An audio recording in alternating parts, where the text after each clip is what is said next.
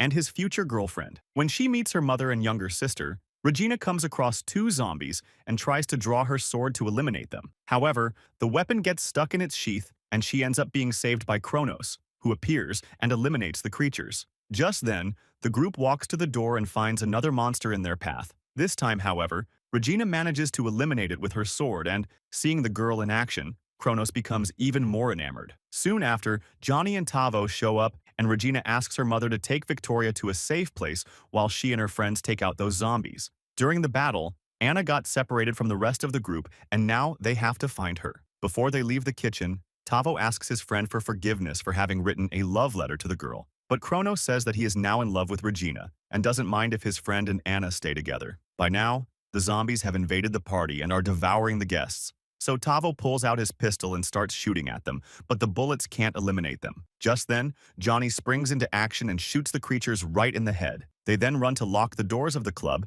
and Anna turns off the sound. Seeing the girl in danger, Tavo opens the gates again and, with the help of his friends, manages to distract the zombies in order to reach Anna. As they try to destroy as many creatures as possible, Johnny's ammunition runs out and he ends up being surrounded. When they see their friend being devoured by zombies, the teenagers feel deep sadness and no longer have the strength to continue the battle. At this point, the group ends up being surrounded and everyone is about to suffer the same tragic fate as Johnny when Vargas appears with her men and orders the children to flee while they take charge of eliminating the zombies. After catching Vargas, who was trapped inside the truck, Tavo finds some grenades and decides to take them to Vargas while his friends go to safety. However, when he enters the club, he discovers that the criminal and her men have been surrounded and decides to set off the explosives. After removing the pin from one of the grenades, the young man jumps to the ground and his friends hear a huge explosion. Luckily, Tavo manages to escape without any injuries and is soon reunited with the rest of his team. Relieved, the teenagers hug each other and Anna ends up being bitten by Loki, the zombie dog. She immediately decides to take her own life, as she doesn't want to turn into a zombie. However,